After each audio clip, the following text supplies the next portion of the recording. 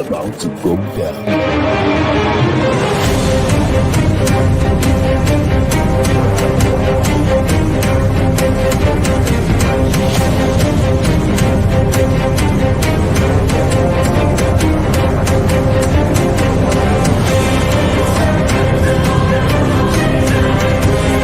It's lovely pass, and here he turns cleverly. Can he find a finish? Oh, he can! Skill by Joshua, and a return right hand. Good counter right. Bullen is hurt. Second right hand. That clipped him as well. Now he goes in for the kill. Well, Ricciardo is inching into the lead, and Ricciardo will win the Italian Grand Prix! Iguodala running the floor.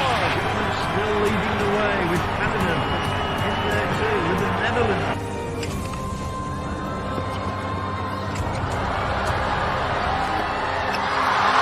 And Musa makes it 4 goals in 2 World Cup matches. The Monaco Grand Prix! Ricciardo triumphant in Monza. Through Bowden Barrett and an early touch and an excellent... Sports Orbit. We make the world go round.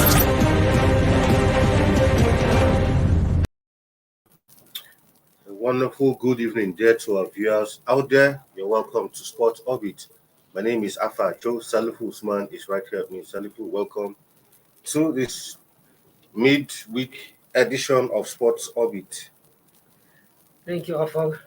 It's always my pleasure to be on the Sport Orbit. Yeah. All right. We'll begin straight from, of course, the social media, was awash with these videos as it made its way throughout yesterday and throughout today of the Falconets, how, they were stranded at an airport in Turkey. Well, different stories have been flying around, but the Federal Ministry of Youth and Sports Development and, of course, the NFF said a number of factors, including the inability to secure transit visa for the players and officials, were actually responsible for some of those issues. It led them to having to stay 24 hours at the airport in Turkey on their way from the FIFA Under-20 World Cup in Costa Rica. While reacting to the viral pictures portraying them stranded at the airport, said they did not book for the team to travel from Bogota to Panama. The Federal Ministry of Youth and Sports Development and the NFF did not book the 2 tickets. The World Cup is a FIFA tournament. FIFA booked tickets for the team to travel from Bogota to Panama, but for some reason, the flight to Panama was delayed for 3 hours. There was another 1 hour delay at the airport, and by the time they got to Istanbul, the flight to Abuja had left. NFF officials pleaded that the team be given transit visa at the airport so they could head to a hotel in town, but this was not possible as Nigeria had been removed from the list of countries granted transit visa at the Istanbul airport. Well, be that as it may, explanations here and there. Whichever way Nigerians want to look at it, whether it's justifiable, I don't know it. But for me, the problem is, why is it that over and over again, like this come up? I mean, we are not the only country who participated in that tournament. Why is it that when these issues are always come up, Nigeria is always among one of the culprits? Fine, you could give excuses, FIFA did this. But on our own part, we also need to put our house in order. Thank you. I agree with you. Some extent, some people have a different view about this whole scenarios. Even as much as what happened does not portray us in the good image, it's an national embarrassment. But to me, sometimes some people are just mischievous about certain things that to me I don't consider it. Though it's an issue, but I don't consider there's an issue that will generate a lot of debate. Why? For instance, we are all used to travel. Everybody travel in certain circumstances. Some certain unforeseen circumstances always happen when you are traveling. Even we know, yes, our arrangement we don't have the best arrangement. We know, but even some countries that have the best arrangement also envisage challenges when you are traveling, especially when you are traveling from transiting from one country to another. It do always happen. You don't have absolute control when you are not flying on a chartered flight. You should be prepared that anything can always happen on your process of transiting from one thing to another. It don't happen. But in actual, because sometimes some people can just take the picture deliberately to portray government in a bad image or to portray Nigeria. I'm not afraid of Nigeria Football Federation. Anybody knows about it. I'm not afraid of the insult. Everybody knows about it. But you just take they don't take the picture of it just to portray the country in a bad image. I don't believe in that. Even people individuals, even individuals want to do individuals who can afford to pay their travel to do everything for everybody, always encounter a problem on their way when moving from one country to another. And just like in as well as the explanation given by the ministry, jointly given by the ministry and the NFF may not have satisfied everybody. But if you look at it clearly, yes, this is a FIFA organized tournament. But the only my own concern is that is we the country as a Nigerian as a nation, we should always set our concepts, the way we behave and why. Because if we have not had an issue about our attitudes and our attitudes concern the relationship between Nigeria and the Turkey, and if the Turkey have not removed from the country who have access to transit visa, this thing would have happened. So in the first place, it's because of the kind of the country we are, the kind of the way we be and the way we do our things. That is what me I for government, because the government has done. That's my point, really. If you are for the government, exactly. if the government has done anything, there is no need to have a best relationship and a better arrangement. There is no how Turkey will remove Nigeria from a country that have access to the transit visa. That is my own point. But to say that this kind of issue don't happen at all, I totally disagree.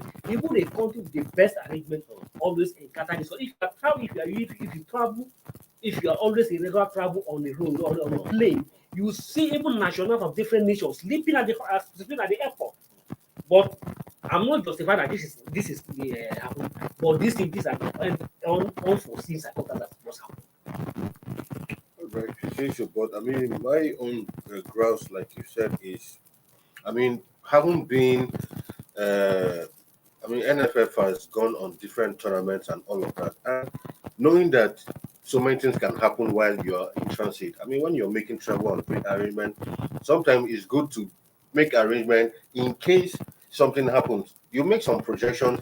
What if this happened? How do we go about it? And like you said clearly, wasn't we aware that we don't have a transit visa to Turkey and all of that? Well, that's a question for another day. Like you said, some of these things are the failure of government. But my own other concern is a lot of these negative things is, yes, we might say, okay, every now and then some countries encounter this thing, but every time it happens, you always hear Nigeria is involved. So for me, I think even government should, be able to do better, especially. These are very young girls. The images, of course, for whatever reasons, a lot of people when they saw these images were not happy. There's not how you. Yeah, exactly. Because these are small girls, whether you like it or not. It's not justified. Exactly. We are suggested them to a lot of whole road treatment because after having played represent my country, only to come to the land, get stranded at the airport, trying to find everywhere. So it looked as if other travelers will look at that. Exactly. And probably you are wearing a national color of the country. Yeah. So, and at the same time, one of the things I'm looking at, when I'm not too comfortable with the explanation given by the NFF and the minister, yes, it is a FIFA organized competition. Exactly. And we know FIFA always have an arrangement on how, when you are at the venue of the tournament, how you move and how you do. Is if once we qualify and you hand over now almost like property of FIFA. FIFA take care of your movement and everything. But FIFA don't do so on their own exclusively. Of course. They do it in conjunction with the national federation of the team. Because they don't know your arrangement, they don't know your itinerary. It's you, as in conjunction with you, that you have. They provide this resource, they provide the resources and provide, but you gave them the guide. But in another explanation, according to Dr. Senusi Mohammed, the General Secretary of Nigeria Football Federation, is that their own arrangement was for the team to travel to Germany and connect from Germany down to have a smooth flow. But unfortunately, according to him, that in his own word, that even FIFA that now booked the ticket for him to move from Bogona to Panama, don't even if he says that there may be a delay on the way. But if you have found an arrangement, if you have found an arrangement on ground, all you need to do is to communicate it to FIFA. Exactly. So FIFA don't have any reason to insist that your team must travel from Costa Rica to move Ghana to Panama and then connecting to Istanbul before coming to Abuja. Yeah. So you have we have already arrived from arrangement. We want to travel to Germany. All this is to finance it. That's all. Anyway. But sometimes, they just like I always say, the current Nigerian Football Federation, exactly. anything about them never impressed me. Anything about them don't know. Although, in as much as I've said earlier that yes, this kind of thing is not only exclusive to Nigeria, it's not really only for Nigeria. It don't happen to anybody, even private organizations, even institutions, institutions, corporate bodies, corporate organizations who are also well to do, financial organizations who travel. Always encounter this kind of thing on in the process of transit from one country to another. But the Nigerian football region, sometimes when they tell you say this thing is black, we have to run to look at it very well to be sure. To be sure either that thing is truly black. Because if you look at it critically, that is red, but they will tell you that it is completely black. That is the kind of attitude and the kind of image that Amman United have built for the Nigerian football region. Anyway, let's move on now to the Chan Eagles qualification against Ghana, where assistant coach Usman Abdallah has expressed optimism that the Chan Eagles will defeat Ghana to qualify for the 2022 African Nations Chan in Algeria. The Chan initially scheduled for 2022 was postponed by CAF to January 2023. And he said the MPFL players in camp in Abuja has all it takes to conquer their West African foe. With the crop of players, we have all it takes to qualify for Chan in Algeria. We have a good set of players from the local league. Some of them have played in the main Super Eagles, so the exposure is there. He, however, stressed the need for more team bonding and friendlies before the two-legged clash. I think I was even supposed to go there. I mean, we have a tournament of this nature. Yes, players are in camp. You expect that at least these players will have some very quality, friendly matches. I know they had some friendlies, but those opposition they played, in my own opinion, were not an opinion to you. You can say this is not playing some amateur sides and exactly. When you're going to confront a club. What happens to even playing the champions of the MPFL, Rivers or something? Yeah, there are a lot of clubs that you can play tested and trusted. You're not going to play some non-league or amateur footballers that you're tuning up to play against Ghana. I agree with you. Yeah. I agree with you completely. And if you are preparing for sure, exactly. Yes, if you cannot even afford to play other countries, who are also prepared for the same competition, if you cannot afford to play other countries, you have a series of options available. River United are preparing for capture. Exactly. Plateau United are preparing for capture. Yes. Rain Monster are preparing for CAF competition. The same goes to Kwara United. Exactly. So if you pick any of those four, of them, so those any of those will also be gladly accept to play. Exactly. To also test to want to tune up them. Tune up their own for the preparation for the game. Exactly. So, but unfortunately, you feel that sometimes when you are prepared, you are always as a coach, you are afraid. If I play anywhere, or I play Canopy, or play any of those known clubs, and I lose all I get defeated. The kind of the media image to give the team may not be good for them to go for them. Instead of that, they will rather prepare to just play a team that they can beat 5-0. Exactly. Play a team they can beat 2-0, and they say, and you get overconfident. We are in a good shape. Yeah. But one thing is that a one more game is not a true reflection of who you are, but just to give an idea of what you can do and to know where you need to make an amendment. And also, so if you play an anybody play a very established team and you lose, that keeps you unconscious that yes, you need to work harder. Exactly. So, well, the match comes up this weekend, August 28th. So, like Abdallah said, we pray. That's all our prayer. We hope exactly. We wish them well. We wish them well. Yeah, at all. We wish them well. First leg comes up August 28th. That's this weekend in Cape Coast, while the return leg on the September 3rd, right here at the Moshood Abiola Stadium. We'll go on a quick break, and then we'll come back. Sport Upbeat continues. Don't go nowhere.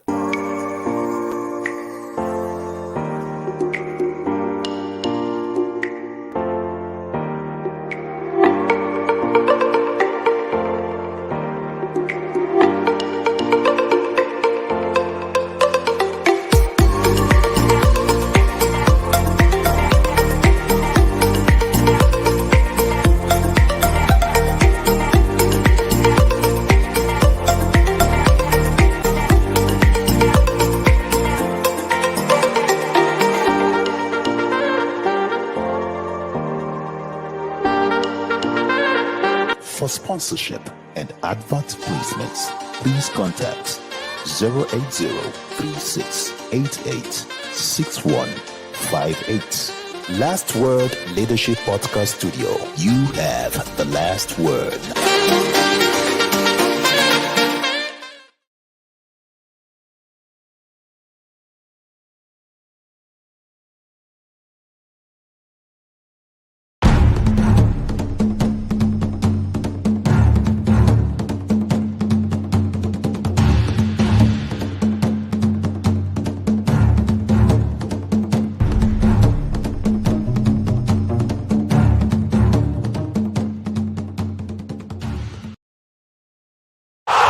Sports Orbit.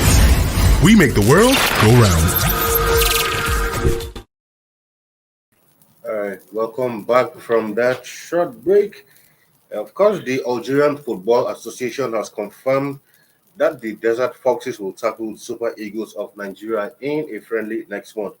The encounter is billed for the Milou Haddafi Stadium in Oran on Tuesday, September 27th, and the Federation also announced that the Foxes will also face the Silly Stars of Guinea in their first friendly on Friday, September 23. The North Africans, of course, the African champions defeated Super Eagles 2-1 in the semi-final of the 2019 AFCON in Egypt, and also defeated Nigeria 1-0 in a friendly in Austria in 2020.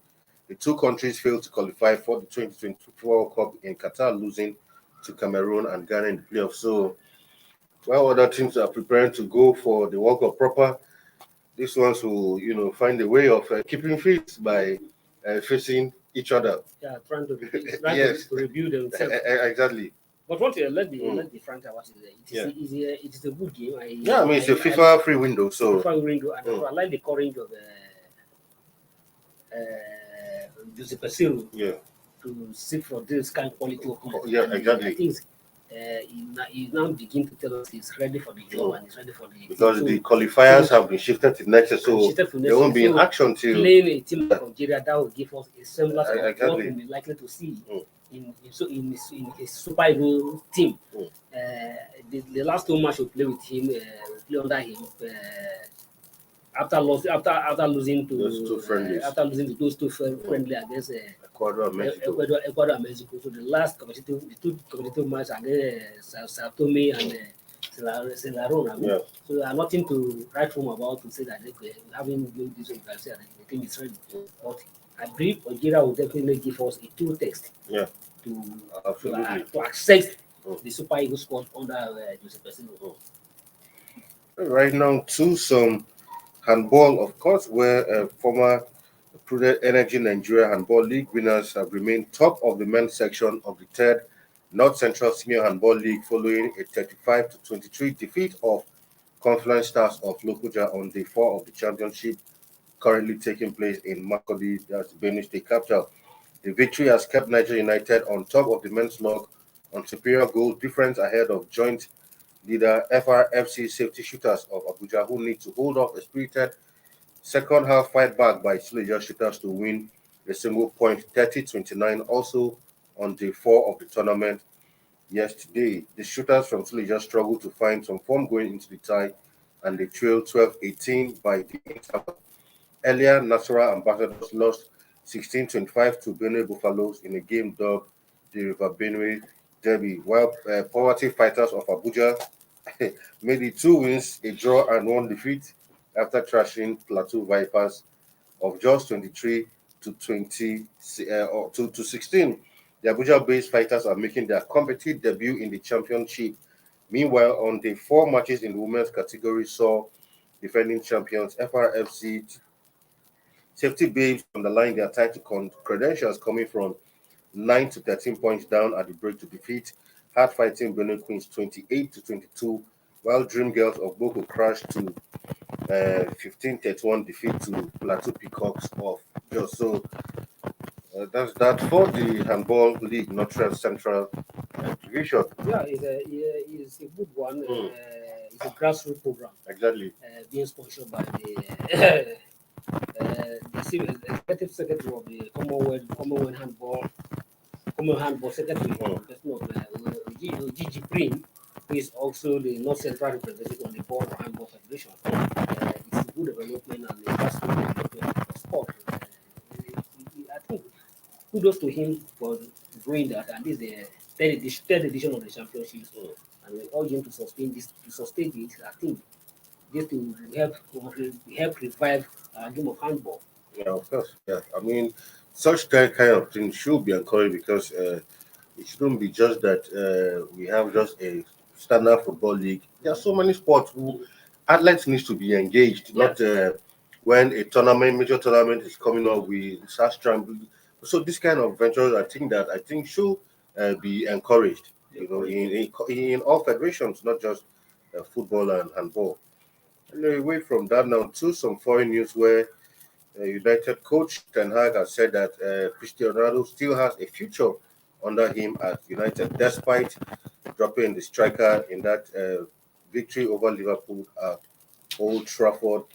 Of course, he didn't start that match, came up in the 86th minute, but he's saying, well, he still has a plan for him going forward. But of course, a lot of United fans said, you know, it was a bold decision from Ten Hag to actually drop him, Luke Shaw, and Harry Maguire for that crucial game. That's something a lot of coaches who have come through United have been scared or unable to do.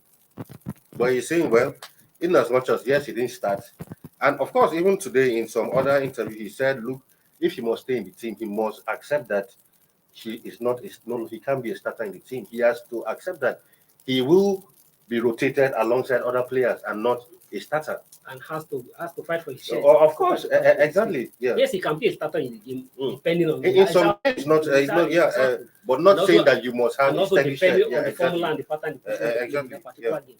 But one thing is that yes, you saluting the courage of the Hag to drop him and Maguire and the other guy two on the bench for the game against Liverpool, and which eventually pay off.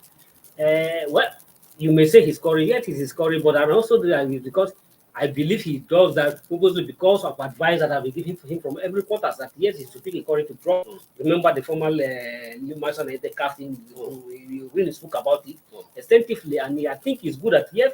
One thing that is good to give advice, and that is to take advice. That for him to even take advice and it eventually pay off. But that's not to say that both the Ronaldos and Maguires are completely right on that they don't have anything to do with the mind. But that is where it's coming from. That they still have his space in the mind. But as it's done in any other club, as it's done anywhere, no matter your pedigree, no matter your status as a player, you need to align yourself with the team, and you need to work to fit into the team system. So you can no club, no player is bigger than any club. So you need to subject yourself to the technical scrutiny or ability of the coach to determine where and how we want to play. Except as PSG, where we are beginning to see that football is being redefined when they are making a certain party to determine who are going to play. Exactly. Right. To some other news where, of course, the Ukrainian Premier League is set to begin after it had come to a halt in February as a result of, the ongoing war in Ukraine. Of course, teams from eastern cities are fighting for their various systems. For now, no fans will be allowed in the 65,000 capacity downtown stadium for the 1 p.m. local time. Of course, the opening day will be Shakhtar Donetsk and Metalist, which will open the league this year. Of course, and the Shakhtar captain Taras Stepanenko said that I think the players will be proud of this event. We are ready, we are strong, and I think we will show to all the world Ukrainian life and will to win. The Ukrainian Premier League returns with the blessing of the nation's leaders and in a week heavy with meaning. Of course, so after much fighting, they feel, look, there's no point keeping the league on hold. At least, yes, the war is going on, but it's not like it's happening in the whole of the country. The shelling is happening in some certain parts, but they've looked at it and see that, okay, some places are still not that trouble. So football can still go on in those places. And they said, look, we need to restart our league again. Well, you sympathize with the Ukrainian, what they are going through at the moment. It's not the best for them. But however, I'm having my fears about starting the league. Yes, it is good They don't need to allow themselves to be overwhelmed by the war. Yeah, exactly. They need to rehabilitate and reassure the citizens that yes, Ukraine, we are together and with the country is safe for us to live. In as much as it looks like a suicide mission because that stadium can also be target by the Russian attackers. But once it's our prayers and our spirit are with the Ukrainian, bring it because the game of football is for everybody. It's an entertaining commerce. It's not everyone for passion. So there's no need. And at the same time, there are certain careers of people who depend on this football. Of course, in as much as the war is going on, you still need you have to earn. I mean, this is their only job. You are still alive. You still need to earn. You still have to play to pay. Has to come to get that for. So if you are not playing, you are not earning any money. So some certain percentage of people, their livelihood has been trampled and shut down for a very long time. So they need to start and we pray that nothing the attackers from the invasion, the invader from Russia will not have their eyes on the stadium. But the most advanced, the one thing is that those Ukrainian, the league will definitely be played by the Ukrainian because all other nationals, all the foreign players who are playing in Ukraine have also find their way back. Of course, yeah. So there are a lot of Brazilians in the Ukrainian league, but a lot of them have find their way back. That is only shortcoming. The league actually get started yesterday. There was a match between the Shakhtar Donetsk and the other team yesterday. So we wish them well and hope nothing will stop the league again. Right to our final story before we leave us for Liverpool. More troubles for Liverpool as another injury blow to midfielder Navigator, who see him spend some spell on the sideline. The Guinea international missed Monday's EPL match and is yet to feature this season, having been ill for the league opener at Fulham and unused substitute against Crystal Palace last week. For now, a couple of players, like 5, are currently injured, and for Keita, looks like this will be some time out on the sidelines for him. We feel for him. So we wish him to recover. Liverpool's this is not the best time for Liverpool. Playing 3 matches without a victory, and a lot of people are ascribing to the departure of Sadio Mane. Or somebody said this morning that it's not Sadio Mane is the motive. That is not feel that it's actually causing Liverpool trouble. At the moment Liverpool get back to their rhythm. Well, that is his own opinion, but as far as everybody knows, one absence is definitely felt. Very felt. Very what I like to know. Yeah. Anyway, with that, this is where we draw the curtain on today's episode of Sports Orbit. We'll be back tomorrow with more interesting stories.